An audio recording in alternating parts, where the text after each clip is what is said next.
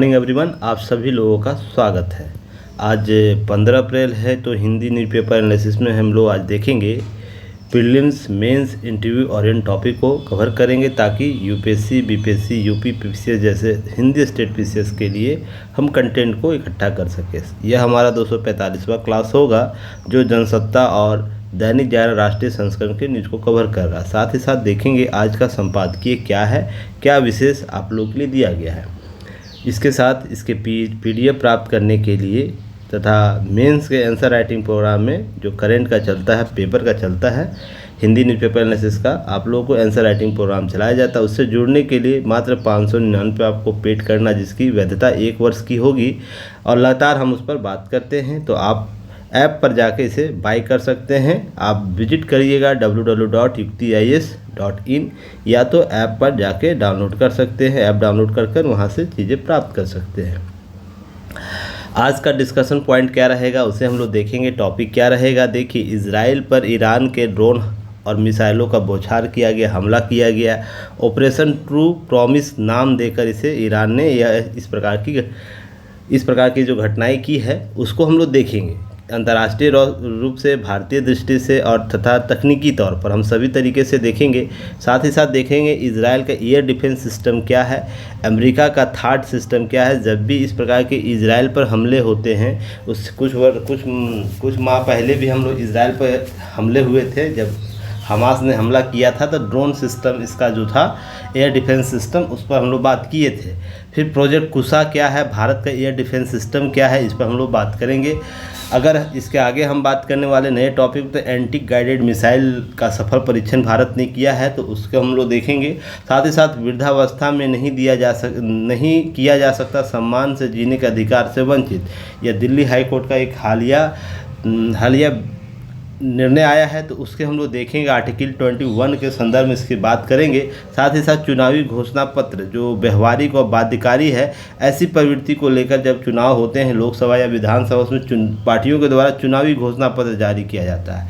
इसके सारे आयाम को आज हम लोग देखने का प्रयास करेंगे। साथ ही साथ एक पीटी फैक्ट में देखेंगे, एशियाई कुश्ती जो चैंपियनशिप चल रहा है उसमें पहलवान अंजू और हर्षिता ने जीता रजत पदक, तो इसे पीटी फैक्ट के तौर पर देखेंगे। और आज का संपादकीय बहुत महत्वपूर्ण है, जैसे जानलेवा बनती बिगड़ती हवा, जिस प्रकार से हवाओं को लेकर एक हाल ही में एयर क्वालिटी इंडेक्स आया था। साथ ही साथ हम लोग लगातार बात किए थे कुछ ही वीक पहले, जिसमें हम लोग बिगड़ते हवाओं का दबाव हम लोग देखने का प्रयास किए थे। साथ ही साथ हम देखे थे विश्व की रैंकिंग में भारत किस प्रकार से है, राज्यों की स्थिति क्या है, सभी पर हम लोग आंकड़े देखे थे। तो आज भी हम उसी संपादकीय को इस संदर्भ में देखेंगे जो संपादक कहना चाहता है। हमें लाइक शेयर सब्सक्राइब ज़रूर कीजिएगा, सपोर्ट कीजिएगा। और अगर ऐप डाउनलोड करने में इशू हो रहा है तो इस बार कोड को स्कैन कर सकते हैं गूगल स्कैनर से और ऐप डाउनलोड कर सकते हैं। विजिट कर सकते हैं, टेलीग्राम पर हमें फॉलो कर सकते हैं युक्तिआईएस को टाइप कर। साथ ही साथ इस बार कोड को स्कैन कर भी टेलीग्राम से आप जुड़ सकते हैं। लाइक शेयर सब्सक्राइब जरूर कीजिएगा, बेल आइकन को जरूर दबाइएगा ताकि सारे नोटिफिकेशन आप तक पहुंचे। और वेबसाइट विजिट कर सकते हैं www.yuktiis.in। किसी प्रकार की अगर असुविधा हो रही है आप लोगों को, दिए गए जो भी नंबर आपको दिए जाते हैं, नीचे देखिए नंबर दिया हुआ है, इससे कांटेक्ट कर सकते हैं किसी भी पैकेज के संबंधित जानकारी पाने के लिए, किसी प्रकार का गाइड प्राप्त करने के लिए। चलिए आगे बढ़ते हैं, आज के न्यूज़ को देखते हैं। देखिए, इजराइल पर ईरान के ड्रोनी मिसाइलों का बौछार किया गया, 300 से ज़्यादा ड्रोन मिसाइल हमले किए गए। ब्रिटेन, फ्रांस संग इजराइल ने विफल किया। अमेरिका, ब्रिटेन, फ्रांस संग इजराइल सभी ने विफल किया। यह देखिए, अभी संयुक्त राष्ट्र ने हाल ही में इस विवाद के बाद संयुक्त राष्ट्र ने यह कथन बोला है ना, अब तीसरा युद्ध नहीं चाहता है विश्व, तीसरा युद्ध नहीं चाहता है विश्व। ऐसी बयान इनके द्वारा दिया गया, ऐसा तक टिप्पणी किया गया। आपको पता होगा रूस यूक्रेन युद्ध चल रहा है, उसका अभी तक निर्णय नहीं हो पाया है। दोनों एक दूसरे से छिटपुट घटनाएं हो रही है। अभी हाल ही में हमास और इजराइल को लेकर हमला हुआ था। इजराइल को लेकर आप लोग को याद होगा, इजराइल जिसमें फ़िलिस्तीन की बात हो रही, अब ईरान के साथ इजराइल हो गया है। तो यह 3 युद्ध अगर होता है तो देखिए क्या समस्या होगा, वैश्विक खाद्य आपूर्ति की समस्या होगी। सबसे पहले समझने का प्रयास कीजिएगा, खाद्य आपूर्ति की समस्या होगी। लोग जो एक दूसरे के साथ व्यापार करते हैं, अंतर्राष्ट्रीय व्यापार करते हैं, वो समस्या उत्पन्न होगी। तो लोगों में क्या होगा, मुद्रास्फीति बढ़ेगा, देशों में मुद्रास्फीति बढ़ेगा तो अधिक पे करना पड़ेगा, अर्थव्यवस्था को नुकसान पड़ता है, अर्थव्यवस्था को नुकसान होगा। साथ ही साथ अंतर्राष्ट्रीय संबंध प्रभावित होंगे, क्षेत्रीय संबंध प्रभावित होंगे, प्लस क्षेत्रीय संबंध जो होते हैं द्विराष्ट्रीय संबंध या हम द्विराष्ट्रीय संबंध बोले, वो भी प्रभावित होगा। तो ये सब आपको साथ ही साथ चलेगी। साथ ही साथ जो संस्थाएं हैं, जो वैश्विक संस्थाएं, उस पर प्रश्न चिन्ह खड़ा होगा कि किस प्रकार से आप विश्व को संतुलित करने के लिए जो आपको स्थापित किया गया था वो कैसे काम करेगा। साथ ही साथ हम जो समझौते कर रहे हैं पर हमेशा समझौते का उल्लंघन हो रहा है।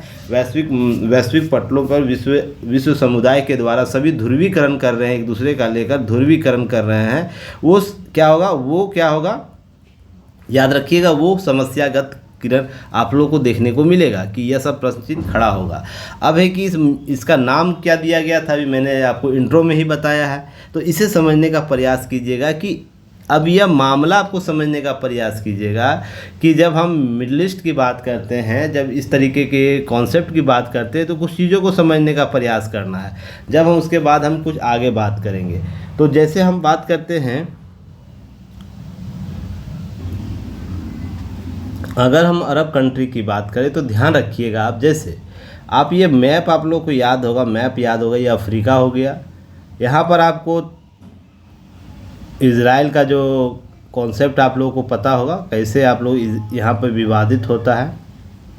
थोड़ा सा मैप के तहत हम लोग समझने का प्रयास करेंगे। यह आप लोग को क्या था, पर्शियन सागर है, पर्शियन जो हम लोग सी कहते हैं। आप लोग को कल भी मैंने इसके बारे में बताया था, पर्शियन गोल्फ के बारे में। पर्शियन गोल्फ है, आपको यह रेड सी है। और यहाँ पर आप लोग को कंट्री, आप लोग को सोमालिया, आप लोग को याद होगा, सोमालिया। अगर इधर हम बात करें जिबूती, जो हॉर्न ऑफ अफ्रीका के तौर पर जाना जाता है। अगर हम अरब कंट्री की बात करें, यहाँ पर ओमान, आपको यह राष्ट्र ओमान है, और आपको यह ईरान है ना, यहाँ पर ईरान है। और इज़राइल आपको यहाँ पर है, इज़राइल का जो गाजा पट्टी, इज़राइल का इसके बगल में सीरिया है। सीरिया की बात करें, या आपको फिर इसके बाद हम इराक यहाँ पर है, इराक की हम बात करें। सऊदी अरब, आपको जो यहाँ से आप लोगों को सऊदी अरब का कंट्री है, सऊदी अरब की बात करें तो यह पूरा जो यमन, फिर यहाँ पर यमन की बात करें हम, ओमान के बाद यमन यह है। तो यह सब जो राष्ट्र है ना, एक दूसरे को प्रभावित करते हैं। और आपको पता होगा यह हिंद महासागर इधर है।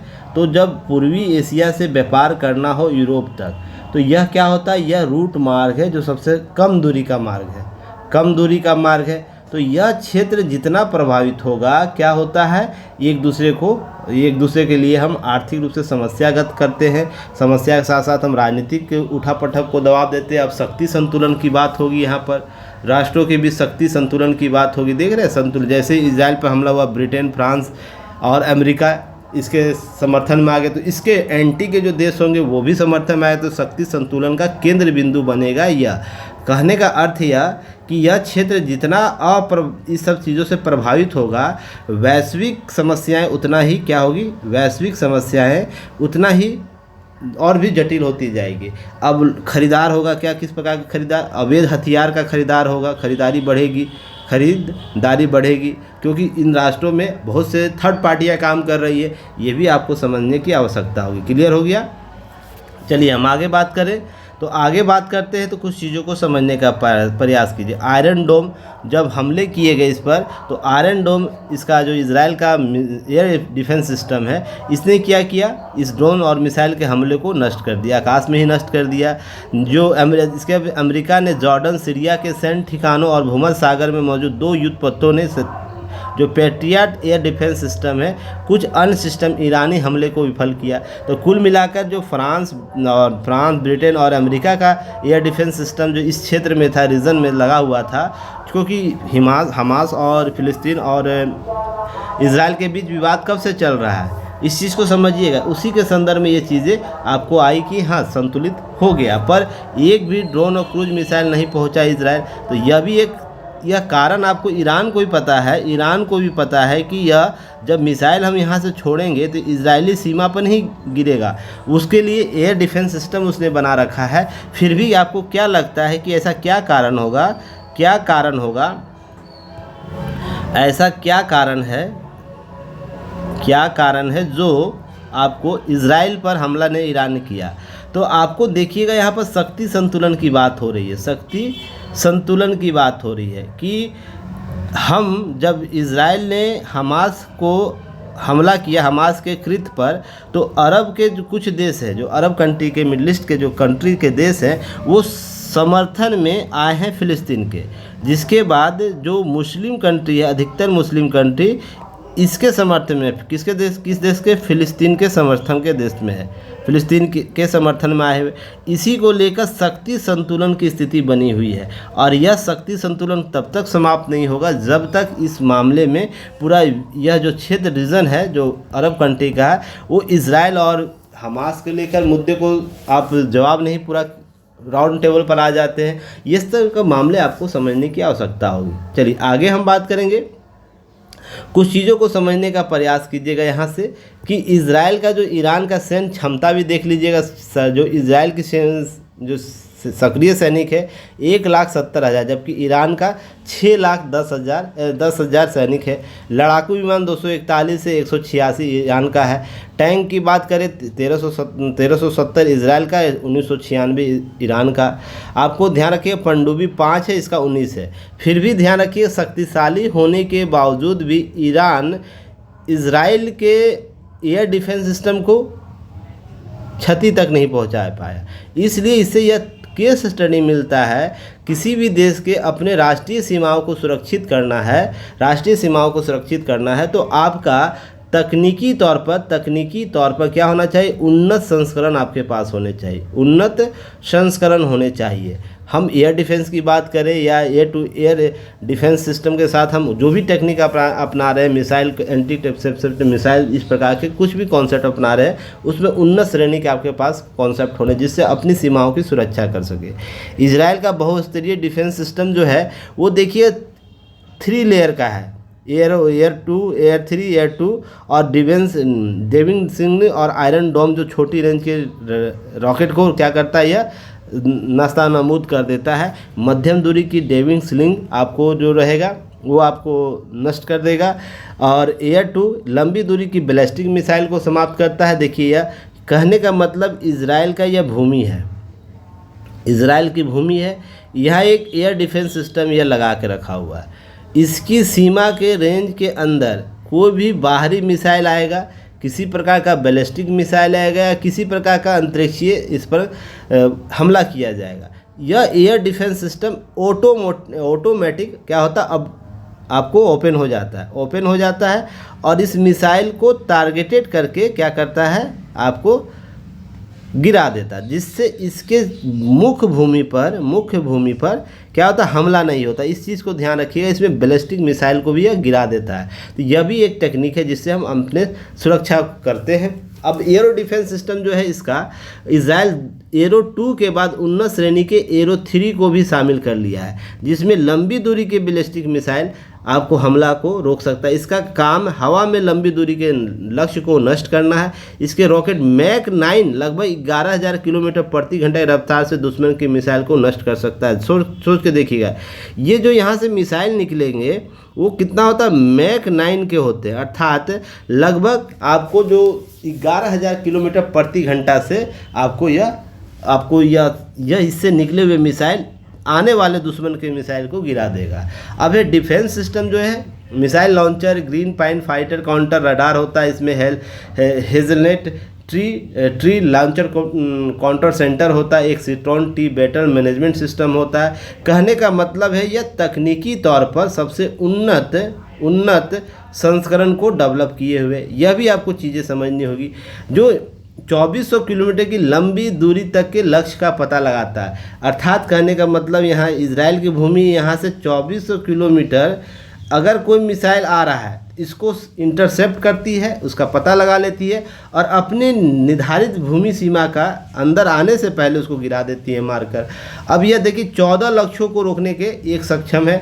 अगर पता लगे एक साथ यह 14 लक्ष्यों को क्या कर सकती है, 14 लक्ष्यों को समझिए किसी भी दिशा में आ रही है 14 लक्ष्यों को एक साथ वो रोक सकती है।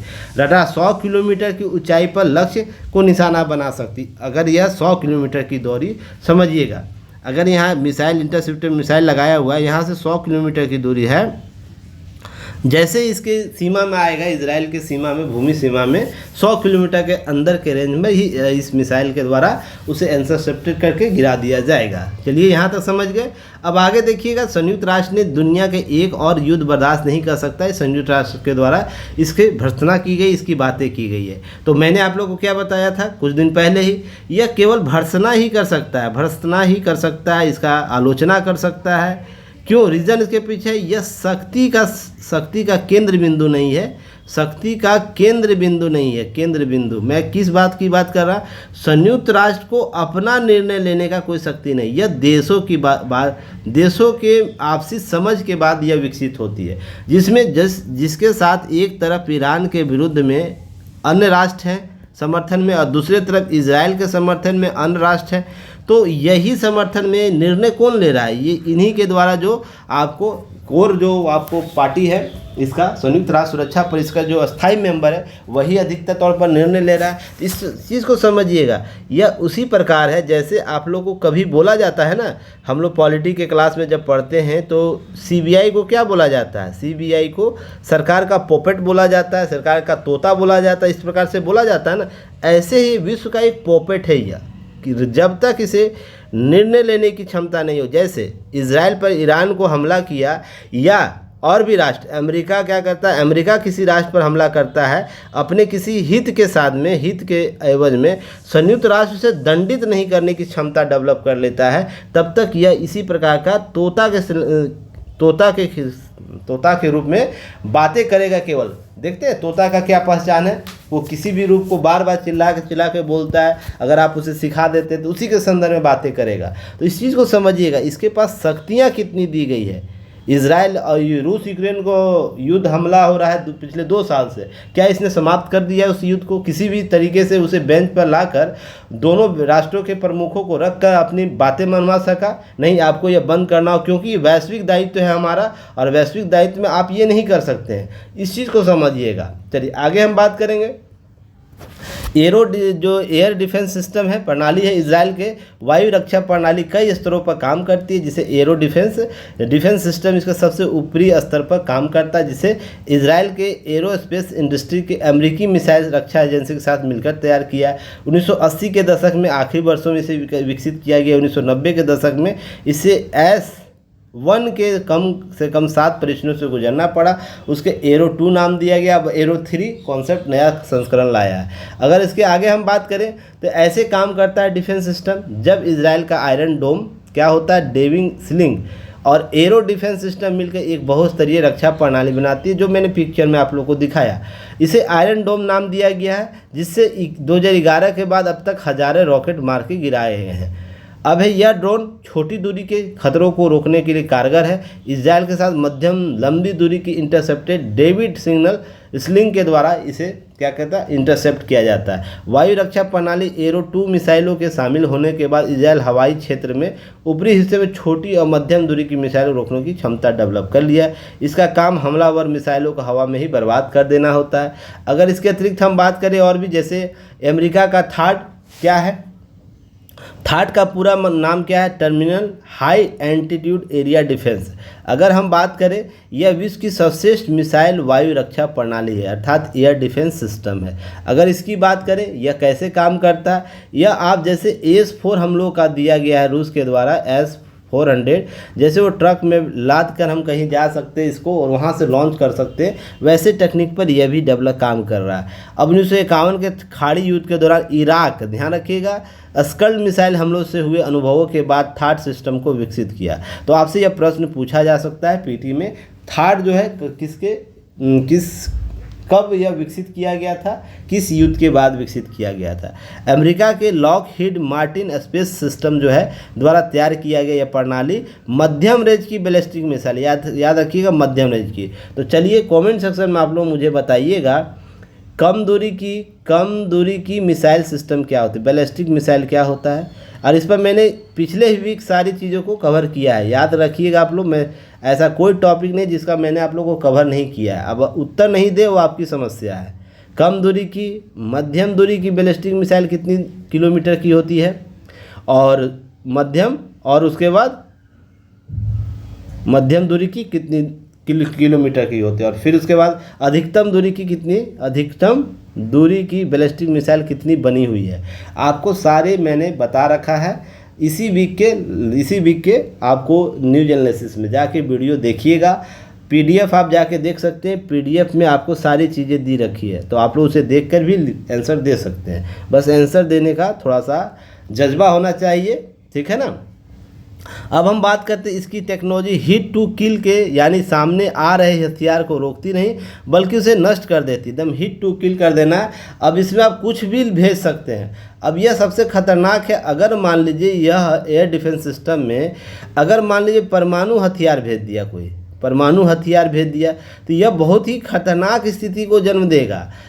मान लीजिए किसी देश को क्या करना है, बर्बाद ही करने का दिमाग में आ गया, ईरान को, इराक को, या किसी अन्य राष्ट्र को हम बात करें, तो मान लीजिए जैसे हम पाकिस्तान की बात करें, भारत एयर डिफेंस सिस्टम बना रहा है जो आने वाले 28-29 तक हो सकता है इस पर सफल परीक्षण करा लिया जाए, उसे स्वदेशी तौर पर अपने देश में शामिल कर लिया जाए।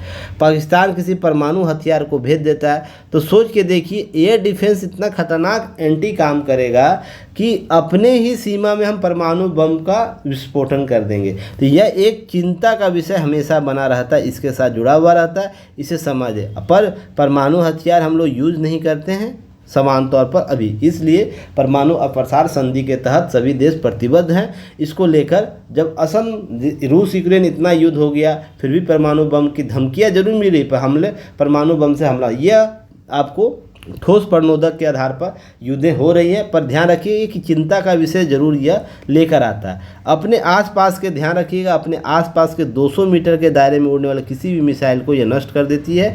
200 किलोमीटर से 150 किलोमीटर की ऊंचाई में यह नष्ट कर देती है। यह थार्ड जो सिस्टम एक बार में 8 मिसाइलें दागी जा सकती है। पर आपको अभी मैंने जो इजराइल का जो एयर डिफेंस सिस्टम है उसमें कितनी मिसाइलें लॉन्च की जा सकती है, मैंने आप लोगों को यहाँ जस्ट आप लोगों को बताया। यहाँ पर कम से कम आप 14 मिसाइल लॉन्च कर सकते हैं, यह भी आपको कॉन्सेप्ट में दिया गया है। चलिए हम बात करेंगे इसके बाद भारत की एयर डिफेंस सिस्टम कुछ डेवलप किया जा रहा है। हालांकि उससे पहले हम लोग S-400 ट्राइफम जो रूस से लिया गया है उसको हम लोग क्या कर रहे हैं, अपने एयर डिफेंस में प्रयोग कर रहे हैं। पर भारत अपना स्वदेशी जो है 2028-29 तक लंबी दूरी एयर डिफेंस सिस्टम के सक्रिय रूप से तैनात करने की योजना बनाई। इसका नाम प्रोजेक्ट कुशा दिया गया, याद रखिएगा PT फैक्ट के तौर पर प्रोजेक्ट कुशा। यह एयर डिफेंस सिस्टम 350 किलोमीटर की दूरी तक आने वाले स्टील्थ फाइटर प्लेन्स, विमान, ड्रोन, क्रूज मिसाइल, सटीक निर्देशित हथियारों का पता लगा सकता है, उन्हें नष्ट कर सकता है। अब ध्यान रखिएगा 28-29 तक हमारा स्वदेशी एयर डिफेंस सिस्टम अगर सभी परीक्षण सही रहा तो यह हम प्राप्त कर सकते हैं।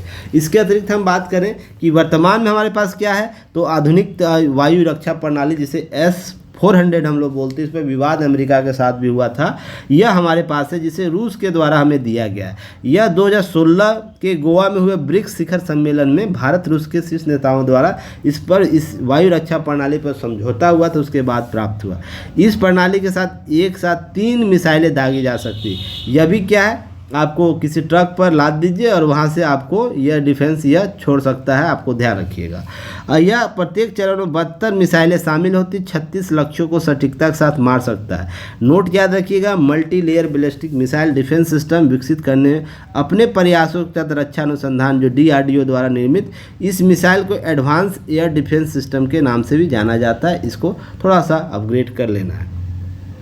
अगर हम बात करें प्रोजेक्ट कुशा के बारे में तो ध्यान रखिएगा, प्रोजेक्ट कुशा जो है आपको भारतीय वायुसेना इंडियन एयरफोर्स की लंबी दूरी वायु रक्षा प्रणाली के तहत तैयार किया गया है और यह 28-29 तक लक्षित है इसे प्राप्त कर लिया जाएगा।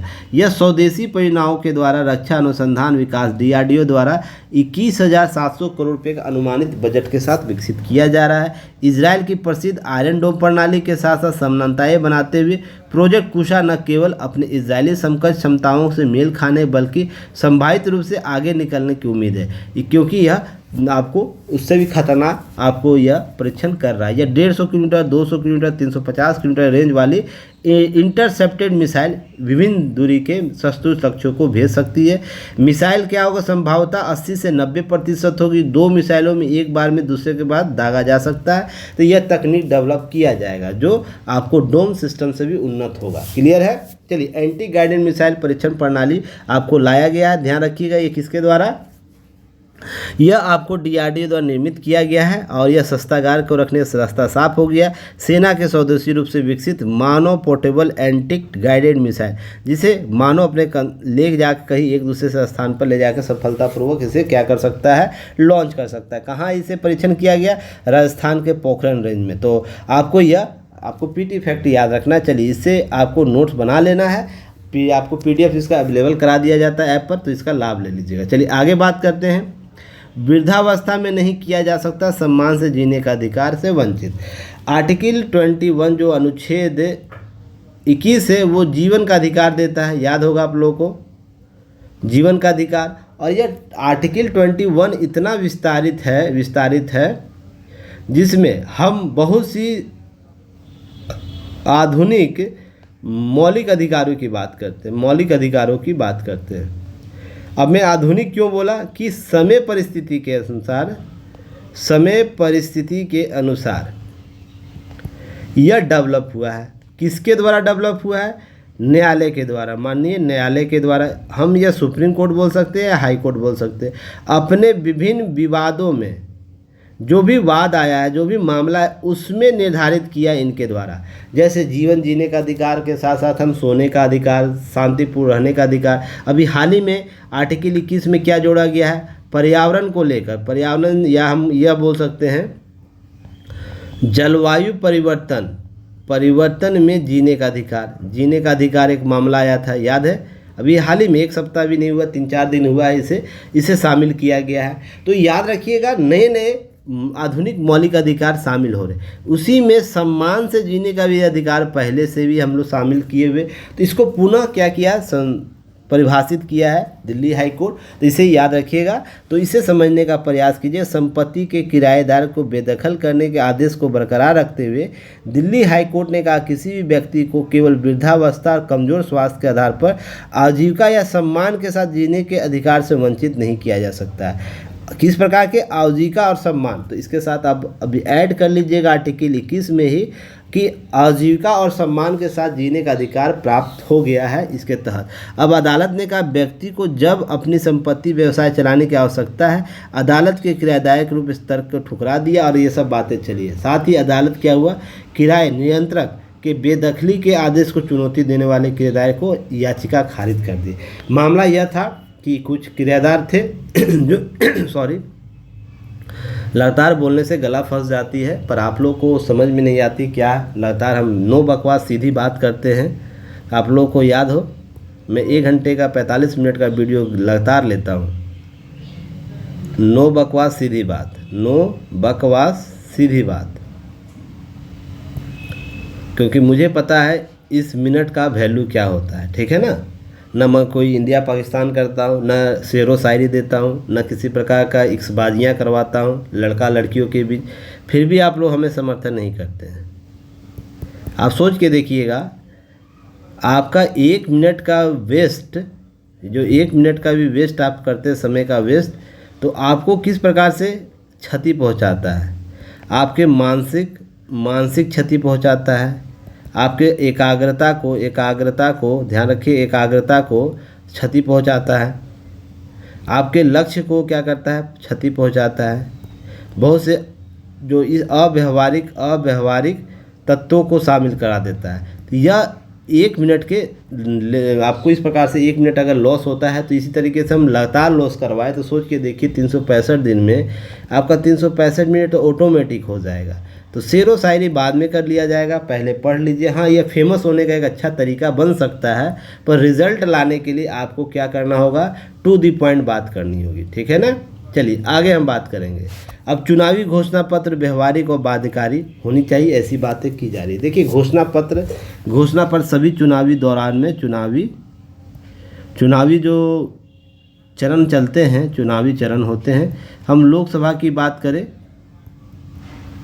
या राज्यसभा की बात करें, ठीक है ना, सॉरी राज्यसभा नहीं, विधानसभा यहाँ होगा, विधानसभा की बात करें जब चुनाव होते हैं तो सभी पार्टियां क्या करती है, सभी पार्टियां एक घोषणा पत्र जारी करती है, घोषणा पत्र जारी करती है जिसका मुख्य उद्देश्य क्या होता है, मुख्य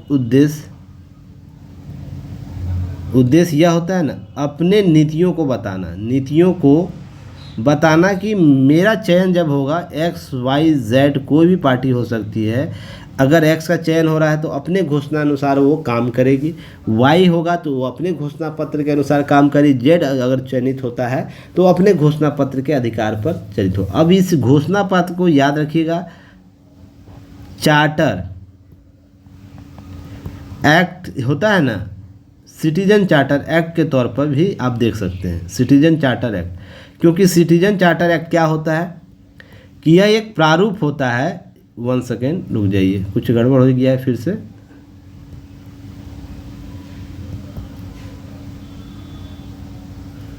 चलिए, सिटीजन चार्टर क्या होता है कि अगर आप जाते हैं किसी दुकान में या किसी रेस्तरां में या किसी ऐसे अवसरों पर जहां पर आप सेवाएं प्राप्त करना चाहते हैं, तो वहां पर देखते हैं कि आपका आइटम लिखा रहता है, उसका मूल्य लिखा रहता है 30 रुपया, 50 रुपया, 350 रुपया, इसी तरह से आइटम का मूल्य लिखा रहता है। इसका कहने का मतलब होता है कि हम इस आइटम का, इस सेवा का इससे अधिक रुपया हम नहीं लेंगे।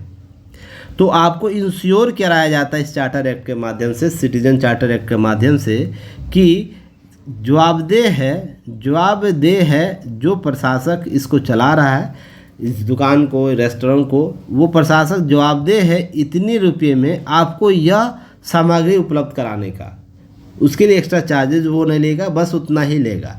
अब ध्यान रखिएगा, यह क्या है, जवाबदेहिता को लाता है, प्रतिबद्धता को लाता है और उत्तरदायी को लाता है। क्या लाता है, उत्तरदायी को।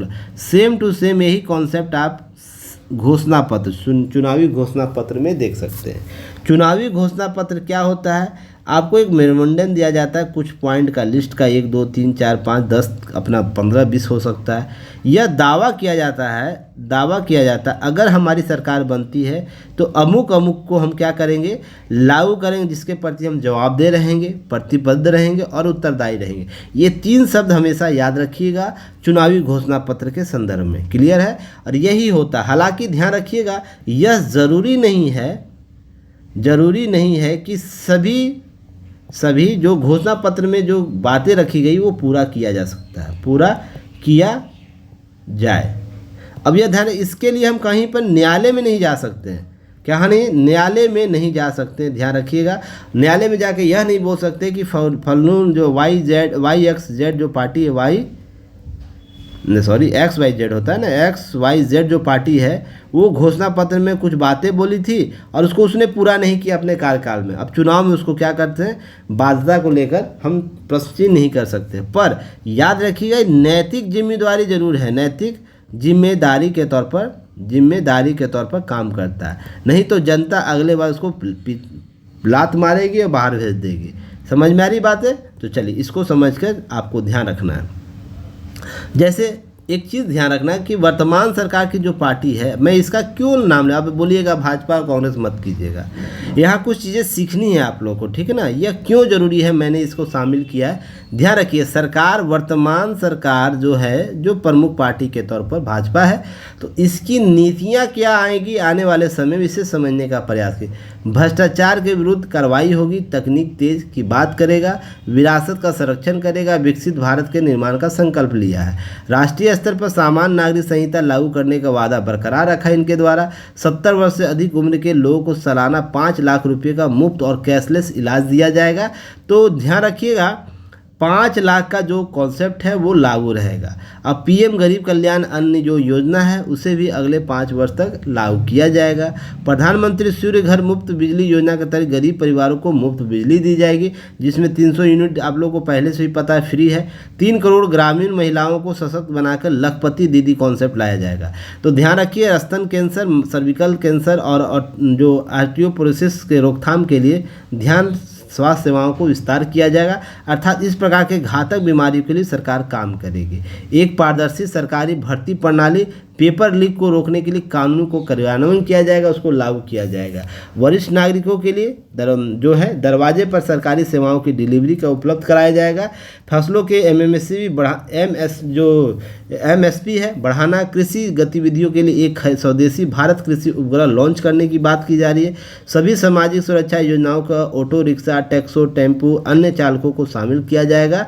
जितने भी सामाजिक अभी रेडी के लिए लोगों के लिए लाया गया था कोरोना के दौरान, नागरिकता संशोधन अधिनियम लागू करना, लेकिन एनआरसी पर चुप्पी, एक राष्ट्र एक चुनाव हकीकत बनाना, ये सब बातें इनके द्वारा किया गया। कहने का अर्थ जो इनकी क्रिया पहले से रही है उसी को और गति देने की बात हो रही है। कुछ नए कॉन्सेप्ट जोड़े गए हैं। तो आगामी जो सरकार बनेगी किसी भी प्रकार की, अगर हम भाजपा की बात करें, कांग्रेस की बात करें, तो इस घोषणा पत्र से प्रभावित होगी। तो यह चीज़ें आपको ध्यान रखनी चाहिए। तो चुनावी घोषणा पत्र व्यवहारिक और बाध्यकारी तौर पर देखने को मिलता है। ये सब बातें आपको की जा चुकी है। चलिए आगे हम बात करेंगे कि वादे को पूरा करने से बढ़ रहा है दबाव। कि राजनीतिक दलों के चुनावी घोषणा पत्र कितने अहम होते इस बात के समझा जा सकते हैं। भाजपा 1984 में अपने घोषणा पत्र में 370 खत्म करने का वादा किया था। जब केंद्र में उसकी पूर्ण सरकार बनी तो सही आया तो 2019 में उसने इसे पूरा किया। इसी तरह कांग्रेस 2004 के घोषणा पत्र में सूचना का अधिकार का वादा किया था, तो उसने भी 2009 के कांग्रेस को लागू किया। तो इस प्रकार देखते हैं जो घोषणा पत्र में बातें की जाती है ना, वो बाध्यकारी तो नहीं है, पर वो नैतिक जिम्मेवारी जरूर है, नैतिक जिम्मेवारी जरूर है। क्योंकि जो वादे करते हैं उसका वादा खिलाफी आप नहीं कर सकते। आज न कल उसे आपको पारित करना होगा, नहीं तो क्या होगा कि आपको जनता आपको सत्ता से बाहर कर देगी। फिर बाहर बैठ के घोषणा पत्र आप बनाते रहिएगा। तो यह कॉन्सेप्ट आपको ध्यान में रखना है। अब घोषणा पत्र सरल होता है, ध्यान रखिएगा, सरल घोषणा पत्र बनाने की आवश्यकता है। राजनीतिक दलों के द्वारा घोषणा पत्र आम आदमी के लिए होता है, लेकिन आम आदमी के लिए इसे समझना मुश्किल होता जा रहा है। जैसे इन दिनों घोषणा पत्र बहुत लंबे होते हैं, उनकी भाषा अकादमिक पत्रों की तरह होती है। ऐसे में आम आदमी के लिए यह पढ़ना मुश्किल, समझना मुश्किल हो जाता है। तो एक संक्षिप्त और आसानी से समझे जाने वाली सिर्फ हिंदी अंग्रेजी के बजाय सभी भारतीय भाषाओं में जारी किया जाना चाहिए, ऐसा एक कॉन्सेप्ट सामने आया है। अब ज़्यादातर वादे हुए हैं पूरे। सरकार के पिछले 20 वर्षों के दौरान घोषणा पत्र वादों को पूरा करने की प्रतिबद्धता की हम बात करें तो सर्वप्रथम कांग्रेस की जो 2004 की सरकार बनी थी उसने 46% अपने वादे को पूरा किया था। अगर जो कांग्रेस की टू सरकार बनी थी जिसे सर्वप्रथम सरकार संयुक्त प्रगतिशील गठबंधन 2002 बोला गया था, वो 2009 के घोषणा पत्र में 64% क्या हुआ, अपने घोषणा पत्र की बातों को पूरा किया था। अगर हम वर्तमान जो सरकार है, जो भाजपा शासित लोगों के द्वारा जो गठबंधन है, राजग सरकार, राष्ट्रीय जनतांत्रिक गठबंधन, उसके द्वारा जो पूरा किया 2014 से लेकर, तो ध्यान वो 71% अपने वादों को किया। तो देख रहे हैं आपको इंक्रीज हो रहा है, अर्थात वादे का जो है ना, वादे का घोषणा पत्र पूरा किया जा रहा है, उसकी प्रतिशतता बढ़ रही। तो यह बहुत ही सकारात्मक लोकतंत्र को जन्म देगा। आने वाले समय में लोकतांत्रिक मूल्यों को बेहतर देगा। पार्टियां अपनी जवाबदेही को समझ रही है, इसे समझने की आवश्यकता है। ठीक है, इसे समझते हुए आपको आज़ादी के पहले भी महत्वपूर्ण घोषणाएं हुई हैं। इसका समय 1916, 1929, 1923, 1937 की घोषणाएं मुस्लिम लीग की हो या जस्टिस पार्टी की घोषणा पत्र हो, बाल गंगाधर तिलक की कांग्रेस डेमोक्रेटिक पार्टी की घोषणा पत्र हो, या नेशनल यूनिस्ट पार्टी की घोषणा हो, कांग्रेस की घोषणा पत्र किसानों गरीब, ये सब जो है आपको याद रखनी चाहिए। कम से कम चीज़ों को समझने की आवश्यकता है आप लोग को। ठीक है, चलिए आगे हम बात करेंगे। इसका आप लोग को क्वेश्चन दे दिया गया था, तो आप इसे लगातार आपको लिंक जो शेयर किया जाता है अब 1 2 3 4 5 के नाम से भी आपको दे दिया गया लिस्ट करके। तो आप लोग ज़रूर एग्ज़ाम दीजिए, टेस्ट दीजिए, इसका वीडियो एनालिसिस हम लोग अपलोड कर देंगे। 15 तारीख आज है, तो आज आपको क्वेश्चन मिल जाएगा, तो हम लोग इस पर बात करेंगे, ठीक है। चलिए आगे हम टॉपिक पर आते हैं। आपको 27 तारीख तो इसके टॉपिक वाइज MCQ सीरीज में टॉपिक दिया गया है, इसका प्रयास कीजिए। कोई इशू है तो आप दिए गए नंबर से बात कर सकते हैं। इसका PDF प्राप्त करना हो, अगर सॉल्यूशन का जो सॉल्यूशन आप लोग को दिया जाता है ऐप पर आप लोग को अपलोड किया जा रहा है टॉपिक वाइज MCQ सीरीज़ के नाम से, तो जाके विजिट करके देख सकते हैं। चलिए आगे हम बात करेंगे जानलेवा से बनती बिगड़ती हवाएं। अब देखिए बात है कि अभी हाल ही में centre for research on energy and clean air संस्था के द्वारा खुलासा किया गया कि देश की सर्वाधिक 50% शहरों में बिहार 19 शहर शामिल है। जो सर्वाधिक 50 शहर है उसमें से 19 शहर जो है केवल बिहार के हैं। तो बिहार में इस तरह का प्रदूषण क्यों हो रहा है, तो 2-3 कारकों को ध्यान रखिएगा। एक कारक इंफ्रास्ट्रक्चर हो सकता है, अवसंरचना निर्माण जिससे धूल है वातावरण में फैल रहे। दूसरा कारण हो सकता है आपको जो दूसरा कारण आप मानिए इसमें जो अवसंरचना निर्माण के बाद आपको मेंटेन नहीं किया जा रहा है। किस प्रकार से नहीं किया जा रहा है व्यवस्थाओं को। अगर हम बात करें कि एयर क्वालिटी इंडेक्स में बात करें जो कण शामिल किए जाते हैं उसके प्रति जवाबदेही संस्थाओं का जवाबदेही क्रिएट नहीं हो पा रहा। हम सफ़र की बात करें, एयर क्वालिटी इंडेक्स की बात करें, एयर क्वालिटी इंडेक्स में जो तत्व हैं या सफ़र में जो तत्व हैं आप लोग ये सब मैंने पहले भी बताया। एयर क्वालिटी इंडेक्स क्या होता है कमेंट सेक्शन में बताइए, सफ़र क्या होता है, उसमें कौन कौन से तत्व शामिल किए जाते हैं। ये सब आपको निगरानी तंत्र बेहतर नहीं किया गया, या हम और भी इसे कह सकते हैं कि जो वायु प्रदूषण के पोषक तत्व है उसके लिए नई तकनीक का डेवलपमेंट नहीं हो पा रहा है। तो ये सब बातें उभर कर सामने। इसमें हम बात करें तो बेगूसराय, छपरा, पटना जैसे सर्वाधिक 10 प्रदूषित शहरों में शामिल किया गया है। प्रदूषण का स्तर बेगूसराय में 265 है, छपरा में 212, पटना में 212 माइक्रोन प्रति घन मीटर है। तो स्वच्छ हवा के मामले में राज्य के अन्य 16 शहरों की हालत भी खराब है। अगर इसी तरीके से हम बात करें अन्य क्षेत्रों की, जिसमें हम बात करते हैं वर्ष 2023 में बिहार के करीब 16 शहरों में ऐसे थे जहां लगभग 90% दिनों में वायु गुणवत्ता स्वास्थ्य संगठन मानकों की तुलना में खराब था। वर्ष की शुरुआत में हम बात करें दिल्ली, चंडीगढ़ जैसे शहरों को पीछे छोड़ते सहरसा जो बिहार का एक क्षेत्र है वायु गुणवत्ता सूचकांक 378 पर पहुंच गया। वहीं राजस्थान के श्री गंगानगर जो 71 अंकों के उछाल के साथ प्रदूषण स्तर को बढ़ाकर 331 पर पहुंच गया। इसी प्रकार अगरतला, अररिया, बिहार का अररिया क्षेत्र, आसनसोल, वेस्ट बंगाल का बदुई, भागलपुर, बीकानेर, गुवाहाटी, हनुमानगढ़, करौली, मुजफ्फरपुर, रूपनगर, सोनीपत जैसे छोटे छोटे शहरों में वायु गुणवत्ता सूचकांक 300 से पार चली गई है। तो आप लोग मुझे एयर क्वालिटी इंडेक्स जो बताया मैंने आप लोग को उसके कितने स्टेज हैं, स्तर क्या क्या बताए गए उसे लिख के भेजिएगा। मैं पहले भी बता रखा है कितने स्तर पर क्या क्या बोला जाता है, अच्छा है, खराब है, बहुत वेरियस है, तो ज़रूर बताइएगा। केंद्रीय प्रदूषण नियंत्रण बोर्ड के द्वारा यह बोला गया देश 243 में केवल 14 शहरों में हवा की गुणवत्ता बेहतर यानी 0 से 50 के बीच है। तो यह क्यों होता है? आपको अवसंरचना निर्माण से होता है। अगर हम इंफ्रास्ट्रक्चर डेवलप कर रहे हैं, बड़े बड़े बिल्डिंग बना रहे हैं तो उसके धूलकण, रोड बना रहे हैं तो उससे आपको ये सब चीज़ें धूलकण आपको वातावरण में फैलती है। यह क्या करता है? मन मस्तिष्क को प्रभावित करता है, बच्चों को प्रभावित करता है, प्रजनन क्षमता को प्रभावित करता है, फेफड़ों में कैंसर, हृदयाघात जैसी समस्याएं उत्पन्न, शारीरिक मानसिक क्षति पहुंचाती है, मौसम में अनियमितता, शारीरिक जलवायु व्याधियाँ उत्पन्न करती है। 2023 में ब्रिटिश मेडिकल जर्नल में प्रकाशित अध्ययन के अनुसार क्या है, वायु प्रदूषण भारत में हर साल 21.8 नागरिकों के जीवन छीन रहा है। ये आंकड़े आए हैं जिसके आधार पर हम इसे दुष्प्रभाव मान सकते हैं या घातक है। भारत में PM 2.5 हर साल 2 लाख से अधिक जन्मे बच्चों को जान ले रहा है। तो यह समस्या उत्पन्न हो रही है। ये सब चीज़ों पर सरकार को अपनी जवाबदेही तय करनी होगी।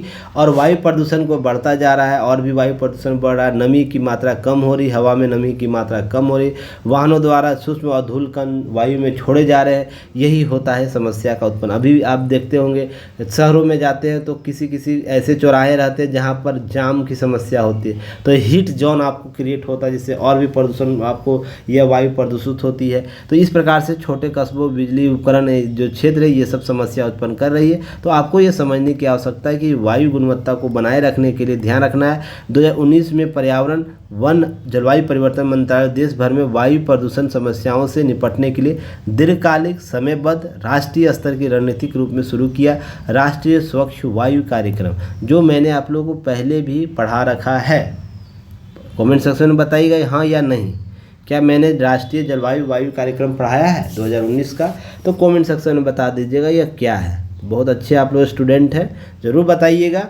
और 24 राज्यों के चुनिंदा 131 शहरों में 25 से 26 तक PM 2.5 की सघनता में 40% कमी लाना इसका लक्ष्य रखा। 2.5 PM के छोटे आकार के वजन वाले सांस लेने में जो फेफड़ों में गहराई तक पहुंच जाती है उसको अत्यधिक हानिकारक साबित होती है, इसको भी क्या करना, कम करने का लक्ष्य रखा गया है।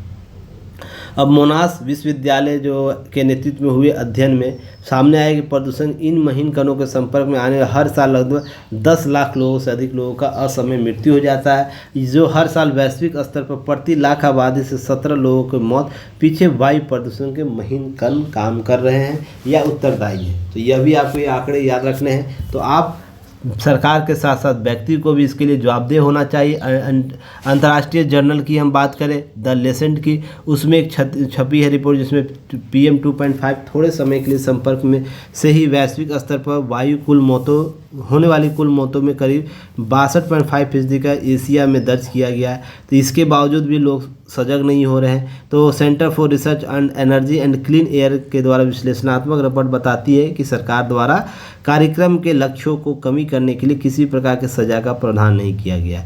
इसे काफ़ी लापरवाही मानी जा सकती है। देखिए अभी हाल ही में आर्टिकल 21 में शामिल किया गया, आर्टिकल 21 में शामिल किया गया है अगर जलवायु परिवर्तन से नुकसान हो रहा है, जलवायु परिवर्तन से नुकसान हो रहा है तो क्या हो रहा है, सरकार यह मौलिक अधिकार होगा कि आप सरकार से जवाब मांगे या कोई PIL दर्ज कर सकते हैं कोर्ट में, ऐसी बातें की गई। उससे पहले भी स्वच्छ वायु के लिए हमको आर्टिकल 21 के तहत अधिकार मिले हुए, पर वही आपको ढाक के 3 पात वाला कॉन्सेप्ट होता है।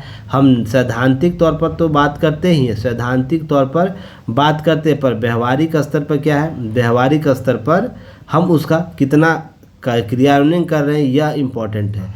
आप कितने लोगों को सजा दिए इसको लेकर। ग्रीन जो राष्ट्रीय हरित न्यायालय है उसने कितने प्रावधान लागू किए इस सब को लेकर, यह सब चीज़ें आपको समझने की आवश्यकता होगी। जब तक नज़ीर पेश करने वाली सज़ा का प्रावधान हम लोग लागू नहीं करेंगे वो समस्या वैसी की वैसी बनी रहेगी। यहाँ पर हम लोग PT फैक्ट देख लीजिएगा आप लोग। एशियाई कुश्ती चैंपियनशिप में अंजू जो पहलवान अंजू है और हर्षिता रजत पदक जीती है। तो 2021 विश्व कप जो पदक विजेता सुनीता को हार का बड़ा झटका लगा था। तो ये सब चीज़ें दी गई हैं। तो आप लोगों को 65 किलोग्राम की है, अंतिम कुड्डू 65 किलोग्राम, मनीषा भानवाल 62 किलोग्राम में कांस्य पदक के साथ साथ अपना अभियान खत्म किया तो इन्हें कांस्य पदक मिला है। तो ये सब पदक तालिका आप देख लीजिएगा, थोड़ा सा PT फैक्ट संग्रह कर लीजिएगा, ये सब अपने स्तर पर भी आप कर सकते हैं। तो चलिए हम लोग फिर मिलेंगे न्यूज़पेपर एनालिसिस के लिए। आप लोगों को टॉपिक वाइज MCQ कराया जा रहा है, ठीक है ना, टॉपिक वाइज MCQ इसमें ज़रूर शामिल होइए। सभी लोगों को लिंक भेज दिया जाता है, लिंक में आंसर जरूर दीजिए। देखिए जब तक आप रिस्क नहीं लीजिएगा ना तब तक आप सिलेक्शन नहीं ले पाइएगा। ध्यान रखिएगा, कंफर्ट जोन से अपना बाहर निकलिए। सभी स्टूडेंट से मेरा अनुरोध है, जो आप लोग कंफर्ट जोन बनाए हुए हैं ना, कंफर्ट जोन जो बनाए CZ जो बनाए हुए हैं उससे बाहर निकलिए कि प्रश्न ईजी होना चाहिए, फिर प्रश्न हमारे अनुसार होना चाहिए, ठीक है ना, प्रश्न आसान होने चाहिए, प्रश्न ईजी होना चाहिए। और हम क्या करें कि प्रश्न के लिए हमें PDF जो है लगातार मिलनी चाहिए। किस प्रकार का PDF कि आप क्वेश्चन देने से पहले टॉपिक का सॉल्यूशन आप लोग को दे दें, ये सब चीज़ें नहीं कीजिए।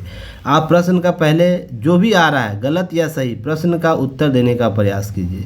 फिर उसके बाद आप 2 चरण इसको कर सकते हैं, इसको सीख सकते हैं कि गलत क्यों हुआ और सही हुआ तो उसमें गलती क्या नहीं हुआ, तो इसको समझने का प्रयास है। जो गलत हुआ उसमें मैंने क्यों गलत कर दिया इस चीज़ को सीखिए। उसके बाद वीडियो एनालिसिस देखिए, वीडियो एनालिसिस में कुछ बातें बताई जाती है, अतिरिक्त बातें रहती हैं, उसे देखिएगा, उसका आकलन करना है। केवल वीडियो देख कर आगे बढ़ नहीं जाना, आकलन करना है क्या उससे आप अलग चीज़ें सीख पाए जो आप पढ़ रहे थे।